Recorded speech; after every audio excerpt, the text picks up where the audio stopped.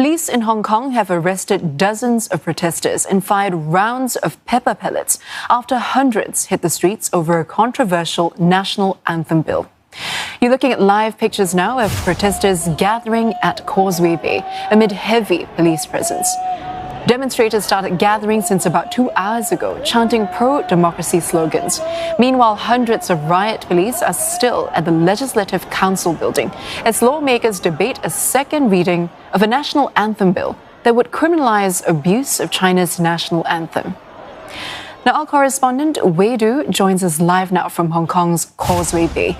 Now, Wei, what's the latest where you are now? We heard some agitation at the back earlier. Angela, where I'm now, it's just minutes before 3 o'clock.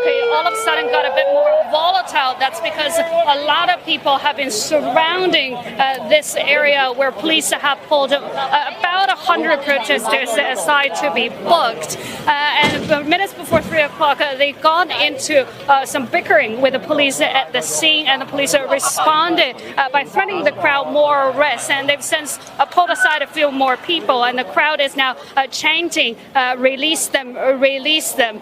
The police liaison officer, media liaison officer at the scene says that she cannot confirm if all these protesters have been arrested, but she says that she believes that they will in the end, even though it's unclear right now on what grounds will the people be arrested. Because we spoke to some of the people around the area, a group of 5 high schoolers, that they came out together. 3 of them were actually let go. Only 2 were arrested.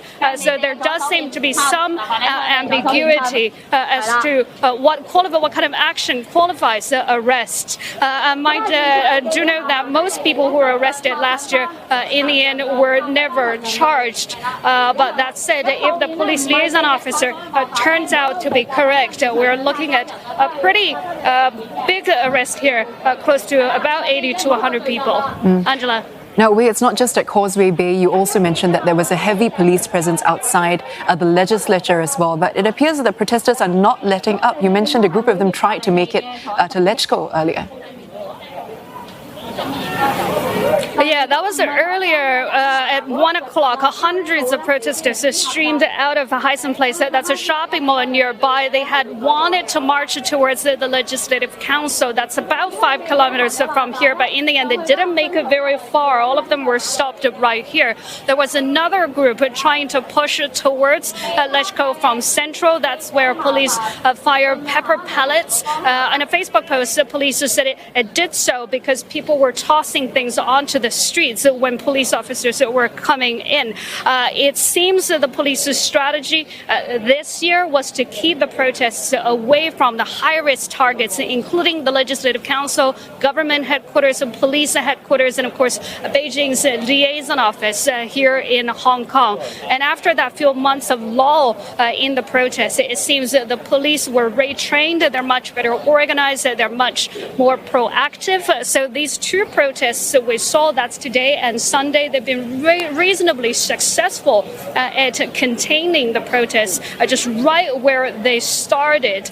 Today, the protesters try to take to Legislative Council, where legislators are hearing the second reading of the national anthem bill. But we should stress that since Beijing unveiled plans for a national security bill, that essentially overshadowed all the political issues in Hong Kong.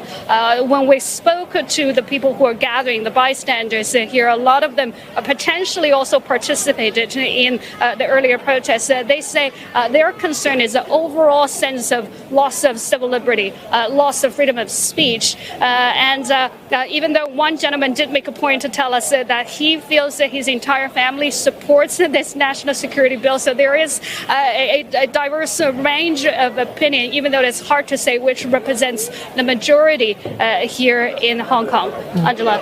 Wei, thank you so much for that update. That also correspondent to Wei Du in Causeway Bay in Hong Kong.